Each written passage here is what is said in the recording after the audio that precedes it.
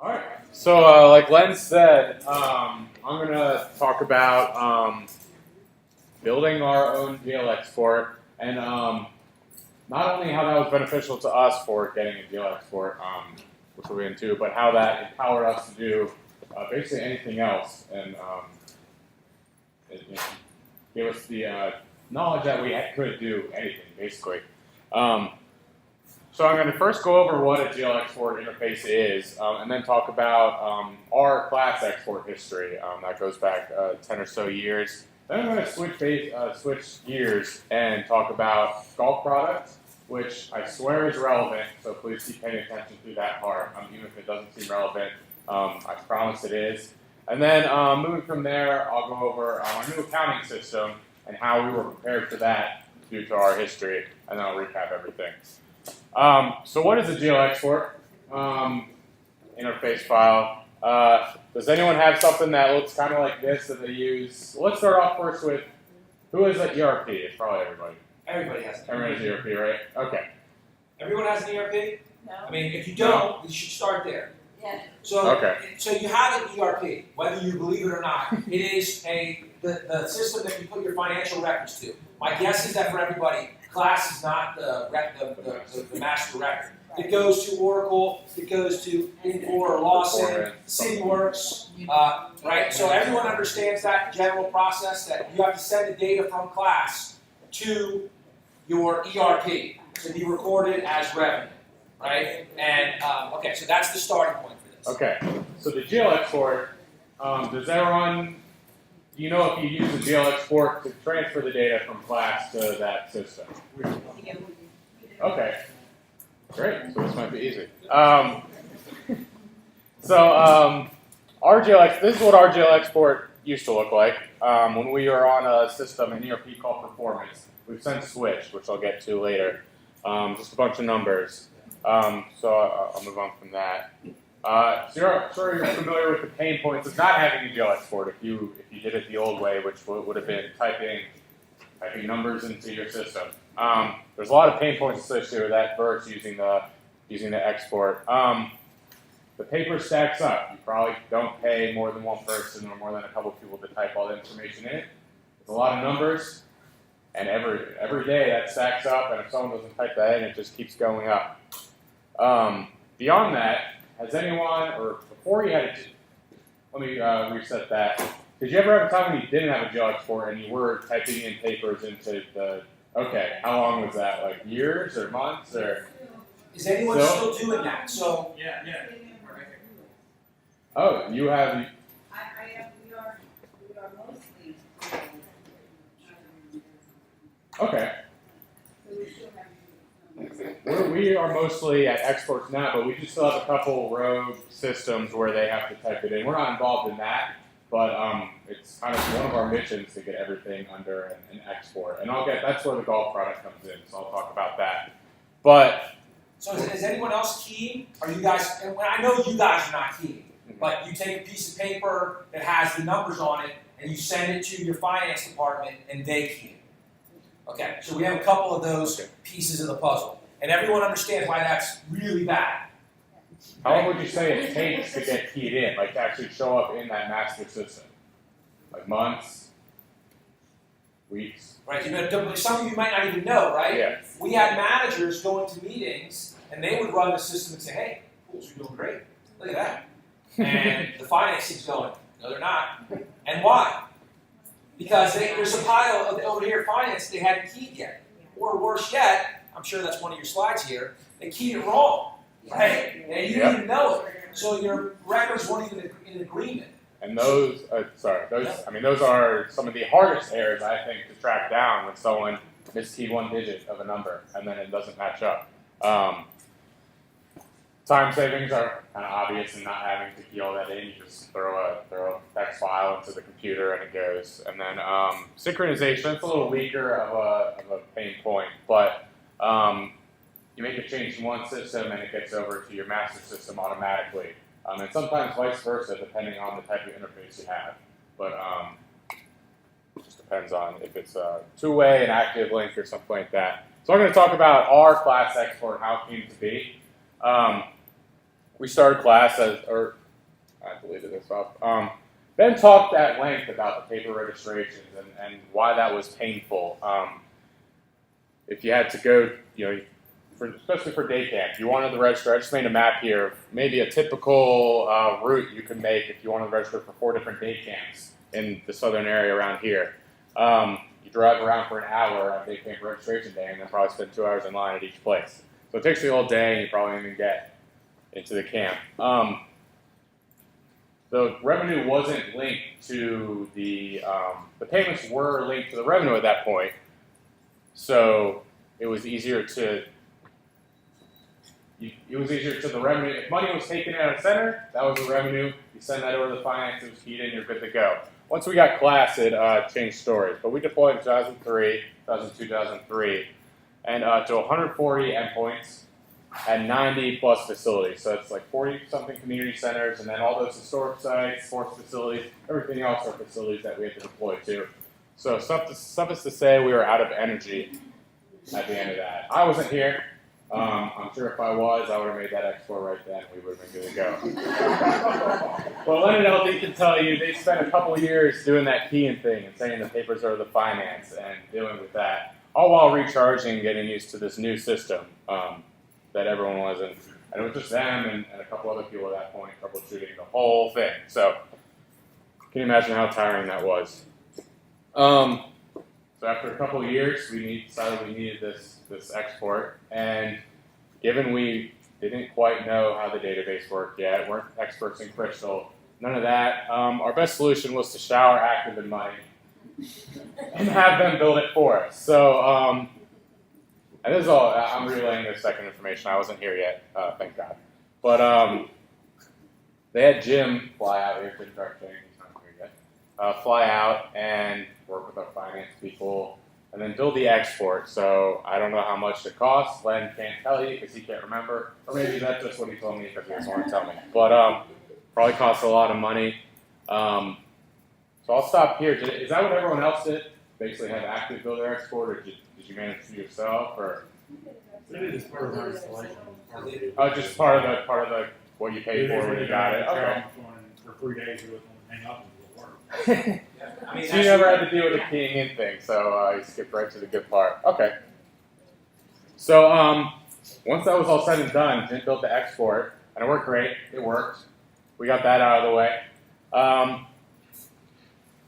And so to address those pain points of having an export in the first place, we had a gold standard. I think we were the first ones in our agency to start doing this export and performance. Everyone else was still keying that data in, so having to wait for a couple of months to get the data up to date. Class and therefore registrations, the most important part of our business, was up to date every day for a couple of days back, and going from there. So that was the gold standard, and from there, our mission was to try and get everyone to that standard. And then we were able to start reverse engineering that Crystal report. This was in about 2006, according to Len. Again, I can't confirm or deny that. We were able to reverse engineer and start looking at it, looking at the formulas, make little tweaks, and go from there to really start making it work for ourselves and learn, most importantly, about that and learn about Crystal. So let me stop you and just say, if you go back one slide there. Mm-hmm. So once Jim had built the export for us, it worked for 99%, right? Mm-hmm. But we started to get more curious about it when we added an account code, right? So a GL account code changed. They would call over and say, hey, it's not taking the file, right? Our finance would call. And we'd look at it, LD and I, and we'd say, oh, I see what happened. So we started breaking apart that GL export, and then it started with, hey Jim, I got 2 weeks worth of data, I gotta get in the system. Can you please take a look at this Crystal report? And Jim not answering the phone or being away or consulting or whatever, just not being available, and we had to get a solution. So we started pulling it apart, and then looping finance in. And we got the right person out of finance and said, hey, we see this is doing this here, so we can start fixing the report. So that's how the reverse engineering started. And as we started to ask more questions of Jim, and started to learn Crystal reports better, and started to learn the database better, and started to learn our finance system better, we started to build some confidence that wasn't there before. And so we could understand what the report was doing and how it was working. And when a debit was here and a credit was here, how that posted over. And started to make some sense all of those strings. And a great example that I was part of was when we added the gift card license to our database. We had a couple of different things we had to add to the report, and I don't like getting help from others, so I don't like calling Active to get help or anything, probably to a fault. So I spent some time looking at it and was able to update it without help. So that's an example of probably the first time I personally touched the export. But now I'm going to talk about the golf product. This is kind of when we started down the road of making our own export. So bear with me here, a little unrelated. We have 3 golf courses. They all use, or they used to use, a software called ProShotkeeper. And they each have, so 3 courses. Did you end up going to Henson Creek on the trip? Yeah. Okay, so you saw one. How much you hate the Gen software, so they're ready. Oh, great. And they each had their own database on site. So no one was controlling it. No, it was a mess. And they were doing the sending the data over to Key In. And I'm sure Len could tell you a story, I think, of why with no controls, 3-month delay, why it came under our purview, the golf courses, the golf software. Someone went to probably the exact story he told. I don't know exactly. They got they were trying to make a decision, and the data was literally 3 months out of date.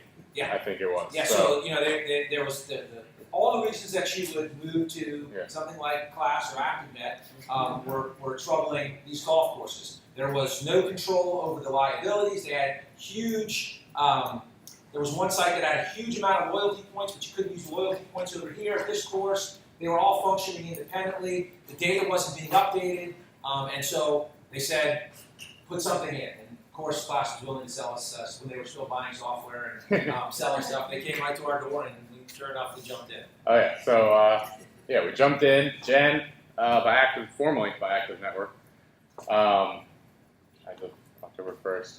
Same company as Class, so we were able to jump right on there, jump on the same contract. We were familiar with negotiating with them. We wouldn't need what was good for us, and I think why it ultimately was purchased, was they were sold us on the idea that we wouldn't need a new interface file. And we weren't confident in getting a new interface file, new database, and we didn't have time. We had to put in a new software at golf courses. We really didn't want a new software. There was this feature called Magic Pay. Basically what happened is you did everything golf course related in Gen, T-sheet, you had a point of sale in there, up until you hit payment, and it opened up through some sort of magic, opened up, right, hence Magic Pay. Opened up an instance of Class point of sale. And you took the payment through Class, and all the payment information ended up in Class's GL export, in your Class database. It was awful. It was not a very good feature. We didn't like it at all. You can imagine clicking something and waiting a minute for then it to do anything else. That was Magic Pay. It took a minute to open up Class point of sale, and that's when it worked right. I mean, I can't really say enough bad things about this feature. And so we also had. You're saying you didn't much care. Oh yeah. Wasn't I can't use the words here that we would like to ascribe to it. Well, so not only did we have our golf courses were one of our premier bastions of technophobes, right? They did not want anything changing, and so now not only did I have to teach them how to use a new system, or we also had to teach them how to use Class, and it was just really bad. And the worst part of all of this was that we had already sold the executive team on this. So when we started implementing this, Mike was my boss, my previous boss was gone. We didn't have a choice. We were stuck. And we paid for it. We had paid for this at this point. And when we saw it working, it was like, this is not going to work. Mm-hmm. So again, it's that same anxiousness that you're feeling about trying this new thing. We didn't have a choice. We were feeling really anxious at this point. Yeah. So we have to reevaluate, how do we get an export interface file for Gen? We could either pay Active again, or we could try to do it. If Active goes, it's pretty easy, just give them money. But we wouldn't learn anything. We'd be in the same boat basically. We have to go through the process of reverse engineering the export all over again. if we build it, it's going to be hard. We're going to have to spend some time on it, but we learn about the database. So it's kind of two birds with one stone. We have to learn about the database anyway, since some of the features we wanted weren't part of the software. We have to use Crystal to get those and make reports. And we'd be ready for any changes that happen in the future. At that point, I think we knew we knew a new ERP was coming down the line, which would mean basically updating everything. So there's 2 greens on the right and only 1 on the left. We decided to build it, or to try to. And it was more like, Brian, do this. So no skin off the lens back. So we started by looking at the existing class export because they would have to look the same to go into the same performance software, our old ERP. So this might be the moment you're waiting for. I'm going to talk about Crystal. But this is what the class export looked like. Crystal's so exciting. Looks pretty simple. There's 4 groups, just 1 line of data. They're all formulas, just doc number, fiscal years repeated 3 times. Don't know why. They didn't get it enough first. Dates 3 times in a row. Something called transcodes, which I'll show a formula in a sec, and then our GL string. So if you aren't familiar with how the ERP, the financial system works, it's like another language looking at it. If you're familiar with Bristol, it was pretty confusing. But we stared at it for a while, and it finally started to make sense. Here's the groups. I do want to say, just put this out there, I love the way Class does accounting transactions and tracks all that. I think it makes complete sense compared to something like Gen, which does it terribly and doesn't make sense at all to me. Maybe it's because I learned Class first, but the way Class is set up actually made it really easy to understand this as opposed to Gen. Ended up being harder than we might have thought it would have been. And here's that transcode formula. Class, or Jim, presumably wrote this. We didn't have to. But it's just a bunch of if-then statements to get these transcodes, which basically tell performance, instead of instructions to do. And we had no idea where this come from, what they meant, until we had to pester about 5 different people in our finance department until they found some Excel. Actually, it was someone in Montgomery County, Steve Fankovic, who is in here, gave us. So it wasn't even finance to tell us what they meant. Someone else did. It was another class administrator. Yeah, who had to use the same transcodes. So we did that, and I messed with it a bunch, and we got the Gen export. So it looks the same, makes sense, fiscal year, all that stuff. And then a bunch of sub-reports, which basically look the same. I'll show you in a sec. That's what I'm talking about with Class made it so much easier. I only needed 1 of these lines to get everything out of Class. Gen, everything's in a bunch of different places. So I have to calculate the taxes separately, calculate the payments separately, do the greens, the taxes, the rain checks separately, overshorts, and then so those are all extra sub-reports. So basically, 7 times the work of the Class export, 7 times the code. Here's one of the sub-reports, just those lines. I might have done this kind of a circular way, but it's the way it works. So it's the way I decided to do it. But we had to export, we did it. So it gave the confidence that we could do it for something else. And when the new ERP came around, which is my next chapter, that we could update it without calling anybody. I don't think I called active at all during that process. I'm sure Ben didn't call the Gen support at all either. We just were able to update it. It was more working with our finance people with the new stuff that was new to us. So we didn't need active, didn't need to call anybody, didn't need to pay consulting hours, so we ended up saving that money. The new accounting system. This was earlier this year, is when we went live, but it was a couple years in the making, as you can imagine. Has anyone switched from one ERP to another, or one master records? Have you been involved in that? Indirectly? Before Clemens. Oh. We did that. Okay. Well, it's not fun, as you can imagine. We went with Infor Lawson as our software, like I said, April 2014.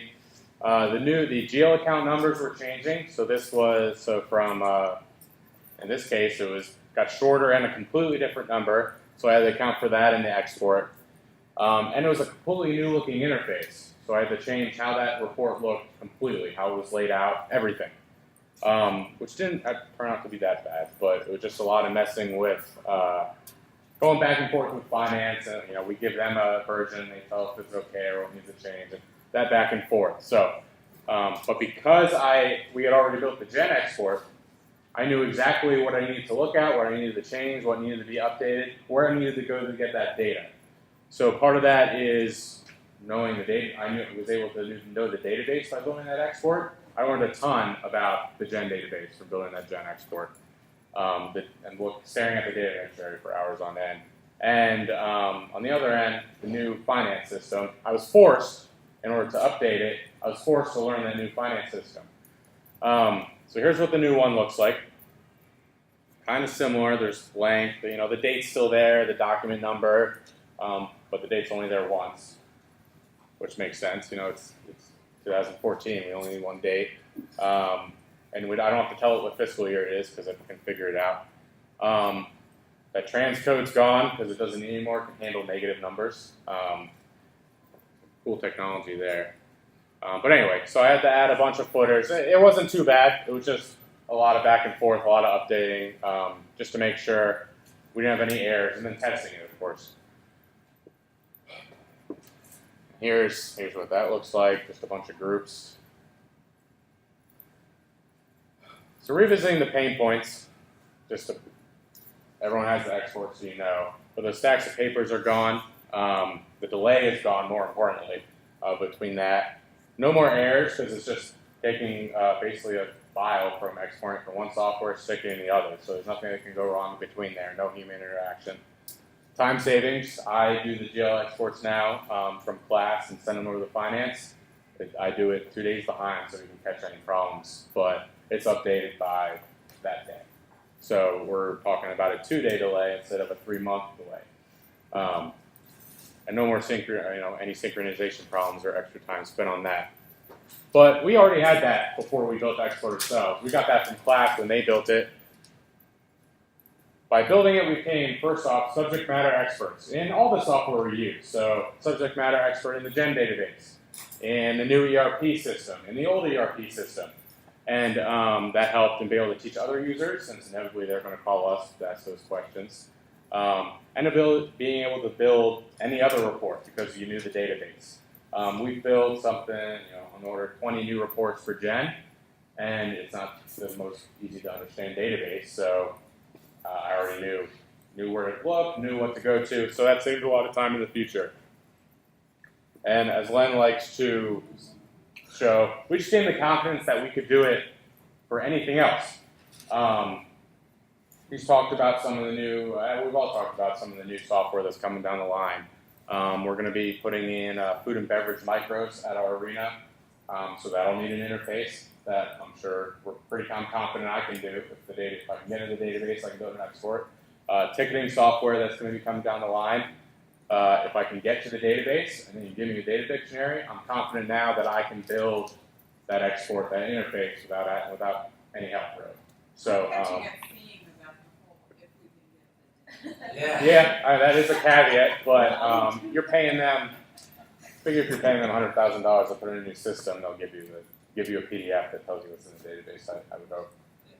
So she needs access though to it, right? Oh, so, yeah, the access net. right? Yeah. Well, that's yes.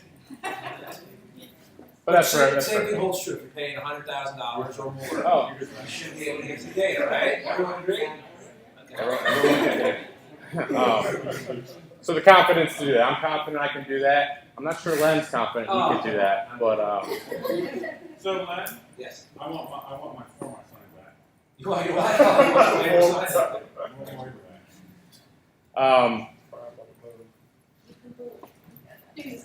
back. But yeah, so the moral of this story is you can do it too. It takes some effort, but all you got to do is I say like all you got to do, but learn about crystal reports, which is great to do anyway. And you can do that by practicing reports. It came with class, so if you have class, you have crystal, and you can work with that. I never took training. Len had to take a training on stuff, But I'll fire shots all day. Are you sure you're not one this weekend, Mike? But you can take a training if you want, or you can just mess around with Crystal, which is how I started doing it. I looked at reports that were already in the database and started messing with those, tweak one thing, and eventually moved on to building a whole new export. So it's just a matter of time and applying yourself. Learning about Class for the product probably shouldn't be a problem. If you've been on Class for a while, you know its in and outs, know how it works. So probably all of you are already there. And then learn about your accounting software, which talk to your finance people, talk to your peers, talk to all the company. I'm sure they'll be willing to help you, maybe. But just learn about it. But the point is, if I can do it, you can do it. If Len thinks he can do it, you can do it. Let me say this, okay? Because I know that some of you are going. I saw it when he put those reports up there. You're like, and he has the expertise, but he may be the wrong person to give this presentation to inspire you. I'm telling you that we were all in your exact same spot, and it doesn't have to be to get from where we are. I'm not encouraging you to go from where we were in 2005 to, where we are now in 10 minutes. I'm saying start tinkering. I'm encouraging you to start tinkering because this stuff is all stuff that you're involved in now. If you use Crystal Reports, it's the same syntax as SQL, right? I know you guys all, I remember going to a class conference in 2000 and Jim, what's her name? I forgot her name already. But Jim Cruikshank had been given a name tag that said select star for fun.